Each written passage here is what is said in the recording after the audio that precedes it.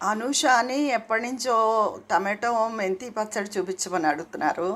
అయితే ఇలా పొడి ప్యాన్ పెట్టేసుకుని ఇందులో 2 స్పూన్ల ఆవాలు, 2 స్పూన్ల మెంతులు ముందు వేయించుకోవాలి. ఇవి వేగిపోయి ఇప్పుడు తీసుకుని చల్లారబెట్టుకుని మిక్సీ చేసుకోవాలి. వేరే ప్యాన్ పెట్టుకుని కొంచెం నూనె వేసుకుని ఇలా టమాటో ముక్కలు వేసేసుకుని తగినంత ఉప్పు వేసుకుని మగ్గనివ్వాలి. 1 నిమిషం ఆగిన తర్వాత 2 నిమిషాలు కొంచెం చింతపండు గుజ్జు వేసుకోవాలి. చూపిస్తాను. చిటికెడు పసుపు, కొంచెం చింతపండు గుజ్జు వేసుకున్నాను. మెంతి పొడి మిక్సీ చేసుకున్నాను. ఈ మెంతి పొడి ఓ చిన్న గ్లాసుడు ఎర్రకారం వేసుకోవాలి.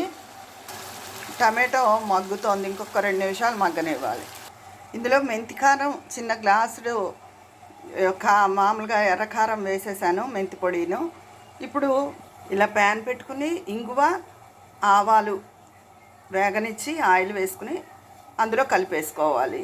ఎండబెట్టే పని లేకుండా ఇలా ఇన్స్టెంట్గా ఈ పచ్చడి చాలా బాగుంటుంది. 10 రోజుల పైన ఉంటుంది, ఫ్రిడ్జ్లో ఇంకా ఎక్కువ రోజులు ఉంటుంది. ఇందాక చూపించిన ఇంగు నూనె టమాటో పచ్చడిలో వేసేసుకున్నాను.